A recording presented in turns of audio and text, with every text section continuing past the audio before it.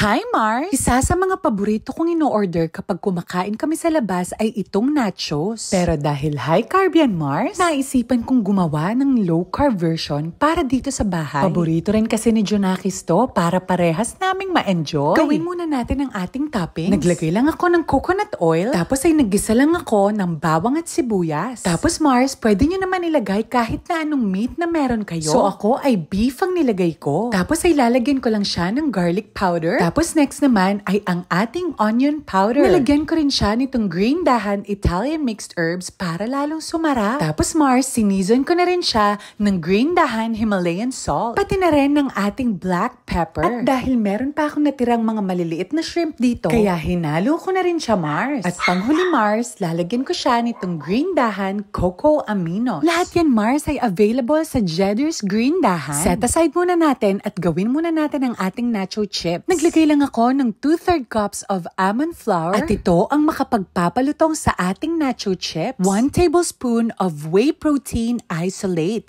from Jedder's Green Dahan din. At para mag-bind sila ng maayos, lalagyan ko siya ng 1 tablespoon of xanthan gum. Huwag din syempre kalimutan ng ating pampalasa, ang Himalayan salt. Tapos Mars ay ang ating 3 tablespoons of hot water. Imimix lang natin sila Mars hanggang makapag-form tayo ng dough-like consistency.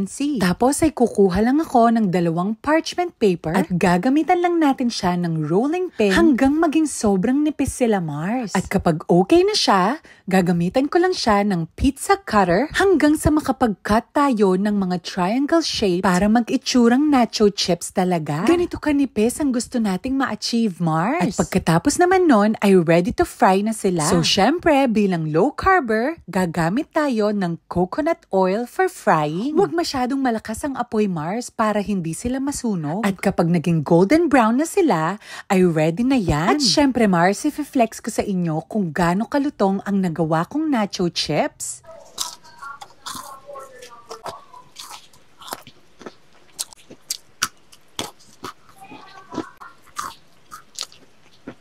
O, diba, Mars? Bonggang-bongga. Achieved! Dito na tayo sa plating, Mars. So, inilagay ko lang sa ibabaw ng ating mga chips yung ating meat na niluto. Tapos, ay lalagyan ko lang nitong green dahan sugar-free tomato ketchup. Napakasarap talaga nitong green dahan tomato ketchup. Bukod sa sugar-free na, napaka-healthy pa talaga. Tapos, Mars, ay ilalagyan lang natin siya nung gusto nating mga toppings. So, ang inilagay ko ay sibuyas, green pepper, kamatis, at ang ating pickles. At syempre, hindi makukumpleto ang ating nachos kung wala siyang cheese sa taas. At para mas bongga ang sarap, lalagyan ko rin siya nitong green dahan chili garlic paste. At tinisprinkle ko na rin siya ng ating Italian mixed herbs. Tignan nyo naman ang itsura Mars kung gaano kasarap ang aking nachos. Pwedeng-pwede na tayong kumain ng nachos, pero low carb pa rin Mars. Stay low carb mga Mars!